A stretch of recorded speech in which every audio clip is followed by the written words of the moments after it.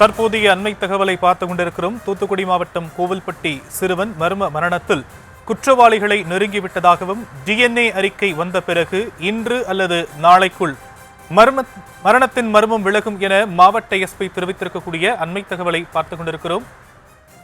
விவரங்களை நம்முடைய செய்தியாளர் முத்துராமன் வழங்க நாம் கேட்கலாம். முத்துராமன், இந்த வழக்கின் முழு விவரம் என்ன தற்போது வரைக்கும்? வணக்கம். மர்மமான முறையில் உயிரிழந்த சிறுவனின் குடும்பத்திற்கு முன்னாள் அமைச்சர் கடம்பூர் ஆறுதல் கூறி சென்றார். அந்த இடத்தில் மயங்கி விழுந்த சிறுவனின் பாட்டி கோட்டைத்தாய் அவர்கள் காவல்துறை துரிதமாக செயல்பட்டிருந்தால் சிறுவனை காப்பாற்றியிருக்கலாம் என முன்னாள் அமைச்சர் குற்றச்சாட்டியுள்ளார். தூத்துக்குடி மாவட்ட கோயில்பட்டி காந்திநகர் பகுதியைச் சேர்ந்த கார்த்திக் முருகன் பாலசுந்தரி தம்பதியின் இளைய மகன் கருப்பசாமி மர்மமான முறையில் உயிரிழந்தார்.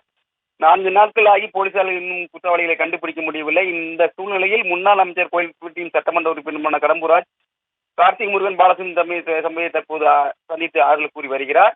அப்போது சிறுவன் பாட்டி கோட்டையை திடீரென மயங்கி விழுந்தார். அருகில் இருந்தவர்கள் தண்ணீர் விட்டு அவரை தேற்றி கொண்டு இயல்பு நிலைக்கு கொண்டு வந்தனர்.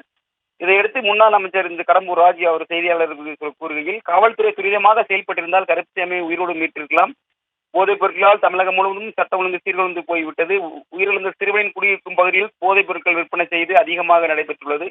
அதனை பகுதி மக்களும் உயிரிழந்த சிறுவனின் தாய் பாலசுந்தரி காவல்துறை புகார் அளித்தும் நடவடிக்கை எடுக்கவில்லை. காவல்துறை செயல்பட்டு குற்றவாளிகளை கண்டிக்க தக்க வேண்டும். உயிரிழந்த சிறுவன் குடும்பம் அன்றாட வேலை செய்யக்கூடிய குடும்பம், அவர்களுக்கு தேவையான உதவிகளை அரசு செய்ய வேண்டும். அதிமுக பொதுச் செயலாளர் எடப்பாடி பழனிசாமி பாதிப்பட்ட சிறுவன் குடும்பத்தை சந்தித்து ஆறுதல் கூற வேண்டும் என்றும் அறிவித்ததாக கூறப்படுகிறது. இன்று இல்ல நாளைக்கும் இந்த குற்றவாளிகளை கண்டுபிடித்து வேண்டும் மாவட்ட எஸ்பி ஆல்பர்ட் ஜான் தெரிவித்துள்ளனர்.